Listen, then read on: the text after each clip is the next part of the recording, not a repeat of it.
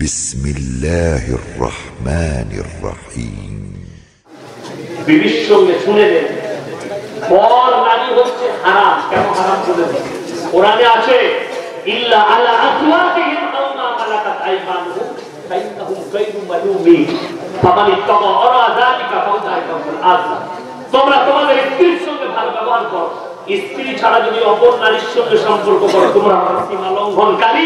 আর সীমা লঙ্ঘনকারীকে আমি আল্লাহ লাল করে জাহান্নামে ভরে দেব। স্ত্রীর সঙ্গে সবাই ভালো ব্যবহার করবে, জোরে করবে ইনশাআল্লাহ। স্ত্রী এমন একটা দৌলত, এমন একটা আল্লাহর দেওয়া নিয়ামত, আপনি অনুভব করতে পারবেন। আচ্ছা বলুন, যদি সুজাপুর বাস স্ট্যান্ডে লোকের বউয়ের সাথে গল্প করেন, ভেতরটা কি হবে? খালি খাওয়া আর শিয়াল। কেউ দেখলেন, চারিদিকে তাকাবে, খালি ভেতরটা দাম দাম করবে।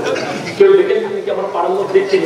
কিন্তু যদি সারা বিবির সঙ্গে গল্প করো, পৃথিবীর কেউ সমালোচনা করবে না, তোমার পাড়ার কেউ করবে না। সারা রাত বিবির সাথে গল্প করছিল। বিবি ঘর থেকে বের হলে, শোনো আমার যুবকরা, বিবির কপালে চুম্বন দিয়ে বের হও। আমার নবীজি সাল্লাল্লাহু আলাইহি সাল্লাম বাড়ি থেকে সফরে বেরোলে বিবিদের কপালে চুম্বন দিতেন। জোরে বলুন সুবহানাল্লাহ। আমাদের দেশের ছেলেরা সকালবেলা কোন মহব্বতের কথাও নয়, দুটো ভালো কথা বলো, আসছি, তুমি ভাত রেডি রাখবে, বিয়ের কাছে ডেকে কপালে চুম্বন দিলে মহব্বত বেড়ে যাবে। আর যদি ঝগড়া করে যান, তুই মনে মনে করবে আমার ফুলের বাড়ি তো লড়ি ফলাই যাস, আর ফুলের বাড়ি তো যেন লড়িতে ঢুকিস, কেন তো মেরিয়ে বেরিয়ে গেল, আবার ঢুকে আর একবার মারবো। বড় কষ্ট লাগে না? এই ধরনের ব্যবহার স্ত্রীর সঙ্গে করবেন। আল্লাহ মাকে বড় দৌলত দিয়েছে, বলে দিয়েছে। আবার আল্লাহ রাব্বুল আলামিন কোরআনে বললেন, হে আমার বান্দারা শোনো, দুনিয়াতে উপভোগের জন্য আমি যতগুলো নিয়ামত দান করেছি, কোরআন নকল করছে, যুইনা লিন-নাসি হুব্বুশ শাহাওয়াতি মিনান নিসা। সব থেকে দামি নিয়ামত হচ্ছে বিবি। নিসা মানে হচ্ছে মেয়ে। জোরে একবার বলুন সুবহানাল্লাহ। কেমন নিয়ামত বলে দিই। বউ যদি ঝগড়া করে, বউয়ের সাথে ঝগড়া হয়েছে, আমি বাপের ঘর বানিয়ে যাচ্ছি, অনেক ছেলে কি বলে, চলে গেল বউ। 3 দিন গেল, 4 দিন গেল, 5 দিন গেল, ফোন নাই। 1 সপ্তাহ পরে আর ঘুম আসছে না রাতের বেলা। 12টার পরে খালি বউকে কিছু করে মিস কল মারছে। বউ মিস কল মারছো কেন? আবার রাত মাল একদম ঠান্ডা। 1 সপ্তাহ পরে কি বুঝলে? তার নাম হচ্ছে বিবি।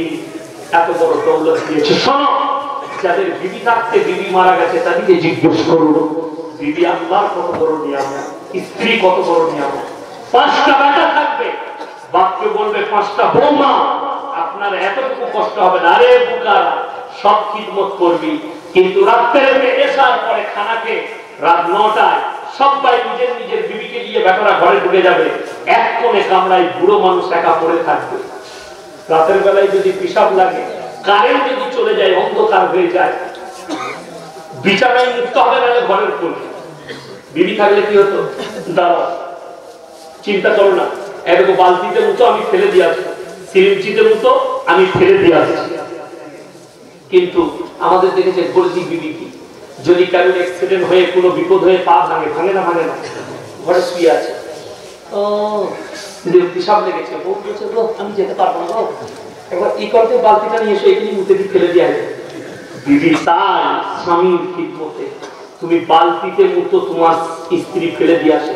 কিন্তু যদি বইয়ের পা ভাঙে, তার বউ চলতে পারছো নাকি, পিসাবখানে বসে করি, বইয়ের মুখ ফেলাবে না। ঠিক বলছিল, ইসলাম এত সুন্দর, আল্লাহ এত বড় নিয়ামত দিয়েছে। শোনো, যায়না লিন-নাসি হুব্বুশ শাহাওয়াতি মিনান নিসা ওয়াল বানিনা ওয়াল কানাতিরিল মুকান্তারাতি মিনাদ-দাহাবি ওয়াল ফিদ্দা।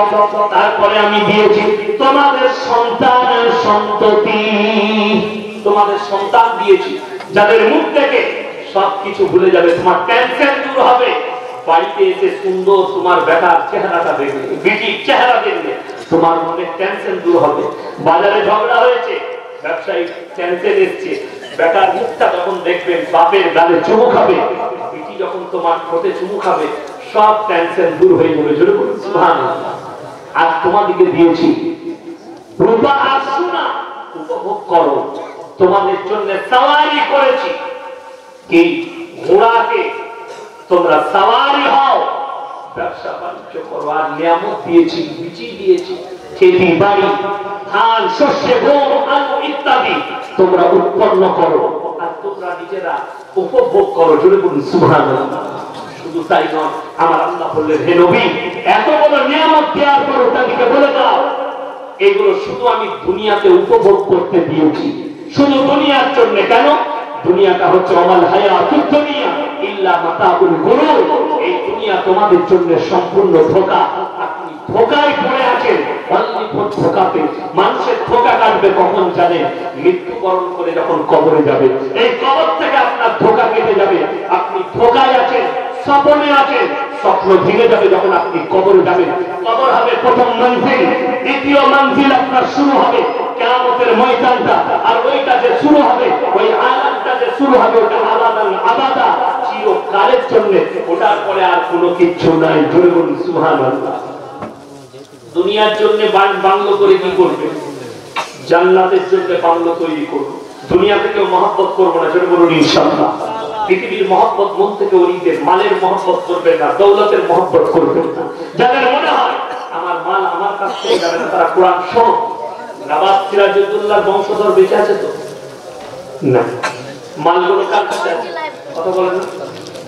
হাজারটা দৌড়ের বাড়ি, তার প্লেট। এখন তো যেগুলো রাখা আছে হাজারদুয়ারিতে, প্লেট ওগুলো সব নকল মাল রাখা আছে, আসল সব চলে গিয়েছে, সরকার গুটিয়ে নিয়েছে। ওগুলো সব নকল, একটাও আসল নাই, খালি আয়নাটা আসল আছে। কি বলে? বাকি সব নিয়ে পাঠিয়ে গেছে, আয়না পাল্টাতে পারে। আমার ভাই নবাব সিরাজউদ্দৌলা চলে গেছে, তাদের মাল দৌলত সেখানে পড়ে রয়ে গেছে। আমার ভাই, আপনি চলে যাবেন, আপনার সবকিছু পড়ে থাকবে দুনিয়ার বুকে। ওই জন্য পরকালের চিন্তা নেবেন। আপনি সম্পদ নিয়ে যেতে পারবেন না।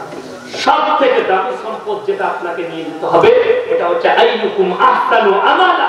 ভালো আমলটা আপনাকে নিয়ে যেতে হবে। সবাই ভালো আমল করবো। জোরে বলুন ইনশাআল্লাহ। এক নম্বরে আপনার জীবনে যেন নামাজ কাজা না হয়। জোরে বলুন ইনশাআল্লাহ। দ্বিতীয় নম্বর, আপনি হালাল খাবেন। সকলে জোরে বলুন ইনশাআল্লাহ। হারাম থেকে বাঁচবেন। বেঈমান কাফেররা আপনার জীবনে হারামে ভরেই দিয়েছে। আপনি না চাইলেও আপনাকে হারাম খেতে হচ্ছে, আপনি অনুভব করতে পারবেন। যেমন বলে দিই, আমাদের দেশের লোক বাদ বিচার করে না। কোথায় খেতে বসছি, কোথায় খাচ্ছি, কি খাচ্ছি, কে খাওয়াচ্ছে, কি খাওয়াচ্ছে, আমরা বাদ বিচ করি। কোরআনে আছে তাকওয়া, তাকওয়া খাবারে তাকওয়া, নামাজে তাকওয়া, চলাফেরাতে তাকওয়া, কথাতে তাকওয়া, ব্যবহারে তাকওয়া। প্রত্যেকটা জিনিসে তাকওয়া অর্জন করতে হবে। বাংলাদেশ থেকে যদিও আজকে আমি ইউটিউবার দিকে অর্ডার দেবো না, আমি আজকে ফটো দেবো। একটা হাসিনা নেতা, হাসিনার পালিত নেতা আমাকে অশ্লীল ভাষায় গালিগালাজ করেছে বাংলাদেশ। আমি তার খোঁজ বাইরেটা নিচ্ছি, সে কে কি পদে আছে মোটামুটি পেয়েছি। আগামী সপ্তাহে ইনশাআল্লাহ এটা আপনাদের কাছে পৌঁছে যাবে। তার ফটো সনদ দেবো আমি, যে অশ্লীল ভাষায় গালিগালাজ করেছে। সে কি বলছে শুনে নেন। দু তবকার মুসলমান, একটা এজিদওয়ালা মুসলমান আর একটা হোসেনওয়ালা মুসলমান। কি বুঝলেন? তাহলে নবীজির কোনো মূল্য রইল না। আর আমি বলে যাচ্ছি, মূর্খ সবাই আমরা নবীজির উম্মত। কেউ যদি বলে আমি হোসেনের উম্মত, সে বেঈমান হয়ে যাবে। হোসেন হচ্ছে নবীজির নাতি এবং শ্রেষ্ঠ পয়গম্বর, সাহাবী পয়গম্বর। নবীজিকে যিনারা দেখেছেন তারা কি সাহাবী। তাতে নবীজির নাতি হোক আর পুতা হোক, সেই হোক, নবীজিকে যারা দেখেছেন তারা সাহাবী। যারা ঈমান এনেছে তারা আল্লাহর কাছে কামিয়াবি লাভ করেছে। হযরত হোসেন একজন আমাদের কাছে পণ্ডিত ব্যক্তি, আমাদের কাছে একজন বড় আল্লাহর নবীর সাহাবী, জালিলুল কাদের সাহাবী। কিন্তু যদি বলো হোসেনওয়ালা মুসলমান আর ইয়াজিদওয়ালা, মানে আমাকে ইয়াজিদওয়ালা মুসলমান বলতে চেয়েছে, মানে এমন কি সে বলেছে সালাম দিতাম কিন্তু তোমাকে সালাম দেওয়া যাবে না। বড় কষ্ট লাগে। তারপরে আরো ভাষা কাপগুলো, তার রেকর্ডিংটাও আমি ছাড়বো, তাকে আমি ছেড়ে কথা বলবো, যেহেতু আমি চাই। এবং বলেছে তুমি হাসিনা কতগুলো ভালো কাজ করেছে তুমি জানো না। আমি বলেছি 3টে ভালো কাজ করেছে হাসিনা। কটা বললাম? 3টে। এক হচ্ছে ইন্টারনেটে কোরআনের তাফসীর ছেড়েছে বাংলাদেশ থেকে। দ্বিতীয় নম্বর 500 কোয়াটা মসজিদ করেছে। তৃতীয় নম্বর কিছু মডেল মাদ্রাসা করেছে, মাদ্রাসাগুলোতে সরকারের অনুমোদন দিয়েছে। এই 3টে কাজ। 3000 বেঈমানির মধ্যে 3টে যদি কাজ হয়, 3টের বেশি দাম না 3000 বেঈমানিটার বেশি দাম? 3000 বেঈমানি করেছে। সেই বেঈমানিটা 1 নম্বর, আমি তাকে চ্যালেঞ্জ ছুড়েছি যে তোমার হাসিনার যদি বাপের হিম্মত হয়, তার বাপ মরে গেছে, তাকে বলো সে যদি এক বাপের বিটি হয়, তাকে বলো সে যেন নির্বাচন করে দেখাতে পারে। নির্বাচন করতে বলো। 2014 আর 2018 নির্বাচন করতে দেয় নাই বাংলাদেশে, শুধু ঘোষণা করেছে দেশের লোক আমাকে চাই, আমি প্রধানমন্ত্রী। আর বাপের হিম্মত নাই যে নির্বাচন করি। যদি নির্বাচন হয়, বাংলাদেশের লোক তোমাদের মুখে পিশাব করবে, তোমার হাসিনার মুখে আমি চ্যালেঞ্জ দিলাম। বড় কষ্ট লাগে বলতে, এদের নেতারা আমাদের মতো মৌলবীকে গান দিচ্ছে। তাইলে বুঝেলে যদি আমাকে গালি দেয়, আমাকে বাংলাদেশে পেলে এরা কোথায় ভরে রাখতো বুঝতে পারছে? তোমার হাসিনাকে এখনো কিছু বাঁশ দিই নাই, সামনে সপ্তাহে আসল বাঁশটা দুবো নিবে তুমি। আর বাংলাদেশে আমি এইখান থেকে তোমার হাসিনার প্রমোট করবো যেন হাসিনাকে ভোটে হারানো যায়। আর তোমার হাসিনার বাপের হিম্মত থাকলে বলো একবার ন্যায় ভাবে খালি ভোটটা করাতে। কতটা হিম্মত আছে দেখো, ভোট করাতে পারবে। ভোট করো। সব থেকে দুঃখ কি জানে, এখন আবার শুনতে পাচ্ছি বাংলাদেশে হিরো আলম বলেছে আবার ভোটে দাঁড়িয়েছে। ভালো করে কথা বলতে পারে না, ভোটে দাঁড়াইছে। এটা কিয়ামতের আলামত না? আলামত না? কিয়ামতের আলামত।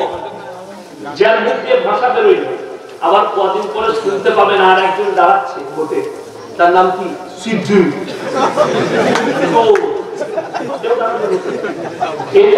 এটাই নাম বাংলাদেশ। এটা শুধু বাংলাদেশ নয়, গোটা পৃথিবীর অবস্থা। এটা কিয়ামতের আলামত, নবীজির ভবিষ্যৎবাণী।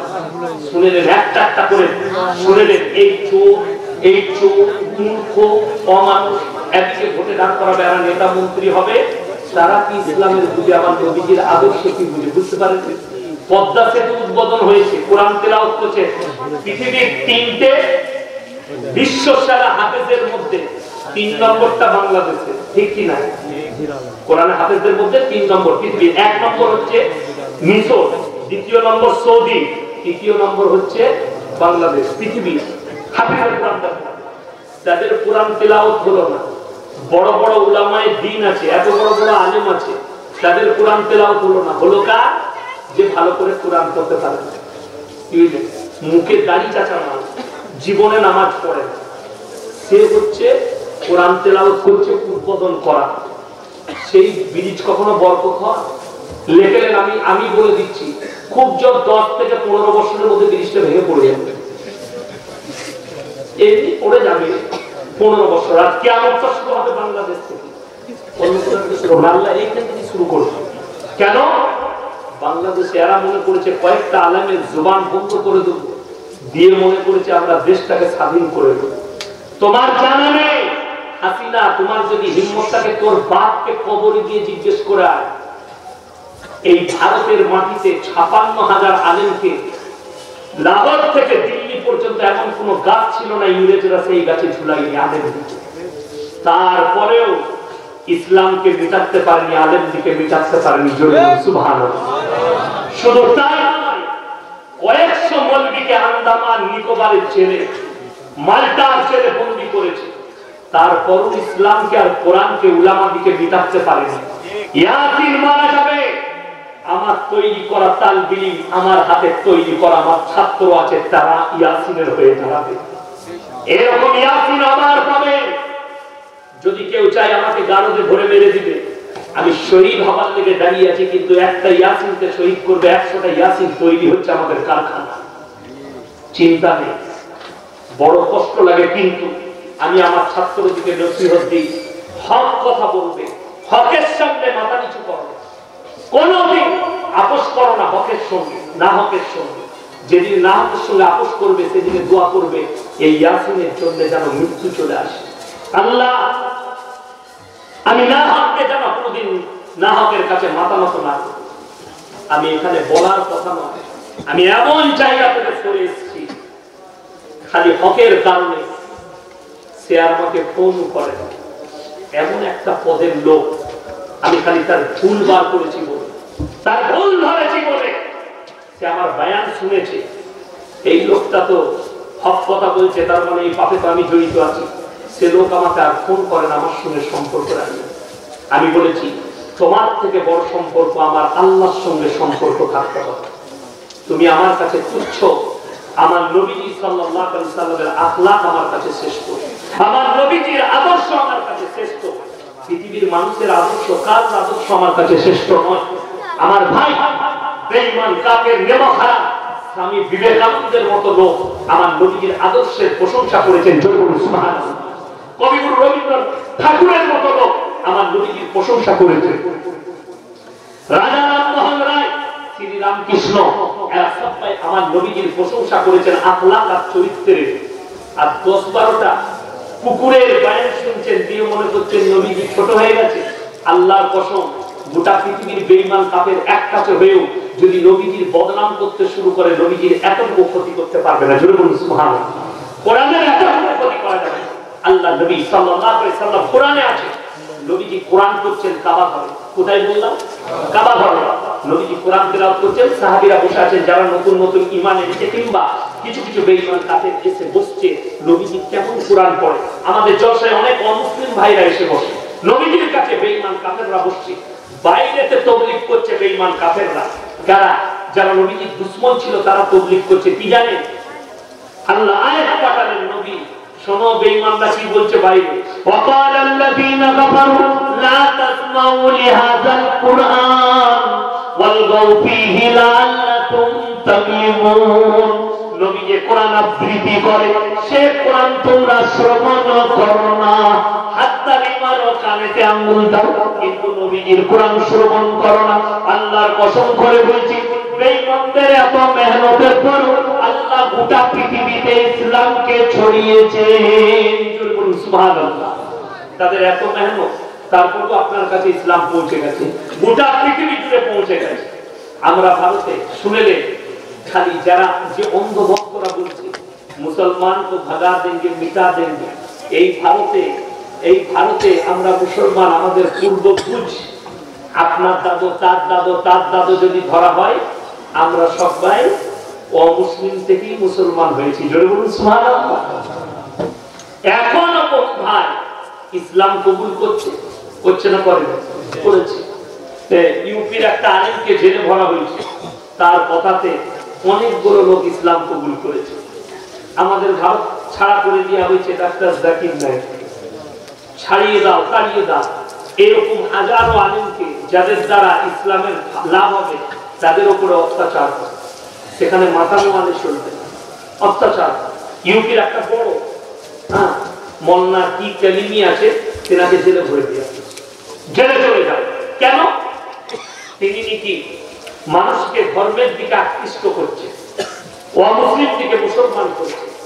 আমার ভাই, আমি চ্যালেঞ্জ দিলাম, ভারতের কোন হিন্দু ভাই যদি বলে আমার গর্দনে টেকিয়ে আমাকে মুসলমান করেছে, শুধু ভারত নয়, যদি গোটা বিশ্বের কোন মুসলিম ভাই, ইহুদি, খ্রিস্টান, নাসারা, কেউ যদি প্রমাণ করাতে পারে যে মুসলমান তলোয়ার লাগিয়ে বলেছে ইসলাম কবুল কর, আল্লাহর কসম না, ইসলাম বলছে কেউ কি জোর করো না, তুমি তোমার কথা বলো, আমার নবীজির কথা বলো, কোরআনের কথা বলো। যার উপরে আকৃষ্ট হবে, আল্লাহ যাকে কবুল করবে, সেই ইসলাম নেবে। জোরে বলুন সুবহানাল্লাহ। তুমি প্রচার করো, মানুষের কাছে পৌঁছাও, মানুষের কাছে পৌঁছে দাও আল্লাহর কথা। আমি দাওয়াত দেবো, যে ভাইরা আমাকে গালি দেয় আমি তাদের দিকে দোয়া করি, আল্লাহ তুমি তাদেরকে হিদায়াত দান করো। সকলে বলুন আল্লাহুম্মা আমিন। যে ভাইরা আমার দিকে দোয়া, আমাকে গালি দেয়, আমি তাদের দিকে দোয়া করি ইসলামে কবুল করে দাও। আল্লাহ যদি তাদের তকদিরে ইসলাম না রাখে, তাদেরকে পৃথিবীর মানচিত্র থেকে মুছে দাও। আমি এই আল্লাহর কাছে এই সমস্ত প্রার্থনা আল্লাহর কাছে করি।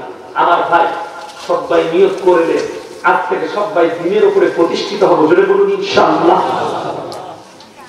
কবে মরে যাবেন জানেন না, আমি কবে চলে যাব জানি না, কারো মৃত্যু সম্পর্কে জানা আছে জানি না।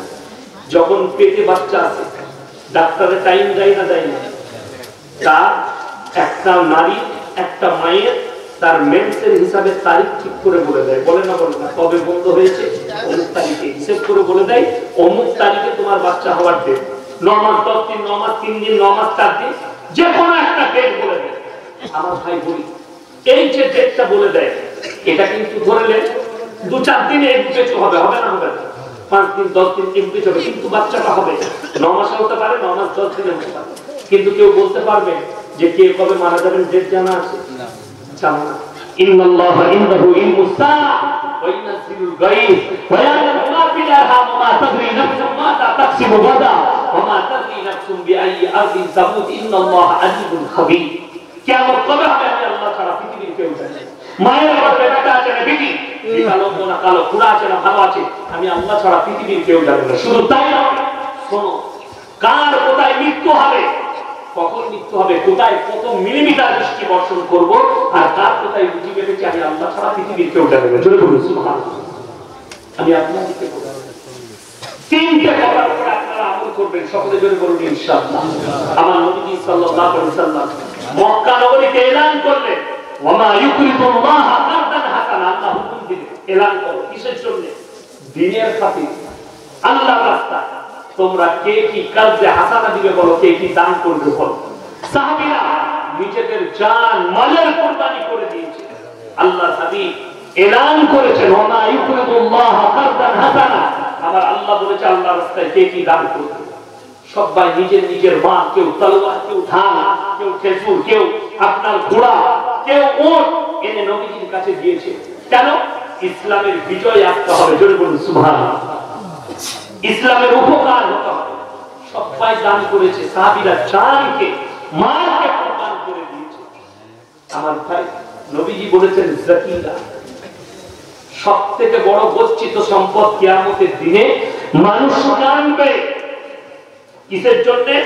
আমি যদি আরো কিছু টাকা ইসলামের জন্য খরচ করতাম আজকে আমার মঙ্গল হতো, জোরে বলুন সুবহানাল্লাহ। মানুষ কিন্তু কাঁদবে, কিন্তু সেদিনে আর কোনো উপায় থাকবে না। চলুন আমার ভাইয়েরা, আমার মায়েরা, বোনেরা, আমার আল্লাহ রাব্বুল আলামিন কোরআনে বললেন, হে আমার বিশ্ব নবী বলো, ওয়া আতিদাল কুরবা হাক্কাহু ওয়াল মিসকিনা ওয়াস সাবিলি ওয়া লা তুবাদদিল তাদবীরা ইন্নাল মুবাদদিরিনা কানু ইখওয়ানাশ শায়াতিন ওয়া কানা আশ-শাইতানু লিরাব্বিহি কাফুরা। হে আমার বিশ্ব নবী পৃথিবীর মানুষকে বলো, ওয়া আতিদাল কুরবা, সবথেকে প্রথমে তোমরা তোমাদের কাছের গরিবের খেয়াল রাখবে, ওয়াল ইয়াতামা ওয়াল মাসাকিন, তারপরে তোমরা দেখবে এতিম আর মিসকিন কারা আছে, ওয়াস সাবিলি ওয়া লা তুবাদদিল তাদবীরা, তারপরে তোমরা খোঁজ নিবে যে তোমার কাছে যারা গরিব আছে, এতিম আছে। তৃতীয় নম্বর হচ্ছে তোমার এলাকাতে মুসাফির কে এসেছে, তোমরা এই তিনজনের সঙ্গে ভালো ব্যবহার করবে, আল্লাহ তোমাদের মালে কারবারে বরকত দিবে। সুবহানাল্লাহ। আজকের এই মজমায় সবথেকে বড় মুসাফির কে? আমি। 350 কিলোমিটার রাস্তা অতিক্রম করছি। আমার ভাই, আমি মুসাফির, আপনাদের কাছে এসেছি। আল্লাহ তিনজন বললেন, কাছের গরিব, এতিম, মিসকিন আর মুসাফির, এই তিনজনের সঙ্গে তোমরা খারাপ ব্যবহার করো। আল্লাহ মুসাফিরের দোয়াকে কবুল করেন, সকলে জোরে বলুন সুবহানাল্লাহ। মুসাফিরের দোয়াকে আল্লাহ কবুল করেন। আর যারা আল্লাহর রাস্তায় আল্লাহর ঘরের খেয়াল রাখে, আল্লাহ তাদের খেয়াল রাখে। পৃথিবীর মধ্যে দুটো জায়গা সবথেকে সুন্দর, কটা বললাম? দুটো। একটা আল্লাহর ঘর মসজিদ, দ্বিতীয় নম্বর ওই জায়গা যেখানে আল্লাহ এবং আল্লাহর রাসূলের কথা আলোচনা। আমার ভাই, আপনাদের এই গ্রামে এখানকার মসজিদের জন্য, মসজিদের মহব্বতে, আল্লাহর ঘরের মহব্বতে, নবীজির মহব্বতে আমি বলবো একজন আল্লাহর বান্দা কেউ আছেন যে 25,000 টাকা দিবেন মসজিদের জন্য? একজন আল্লাহর বান্দা 25,000 টাকা। কেউ আছেন? কোন আল্লাহর বান্দা আছে, কোন নেক বান্দা আছে যে 25,000 টাকা দিবেন আল্লাহর ঘরের জন্য, দিনের খাতিরে? মরণের পরের জন্য নবীজি বলেছেন জাকিরা গচ্ছিত সম্পদ। কিয়ামতের দিনে মানুষ কাঁদবে আর মনে মনে ভাববে আমি আরো কিছু টাকা দান করলে আমার জন্য মঙ্গল হবে। তাই আমার ভাই কে আছে, কোন ভাই আছে 25,000 টাকা এক নম্বর কোন আল্লাহর বান্দা আছে এই দিনের খাতিরে মসজিদের জন্য।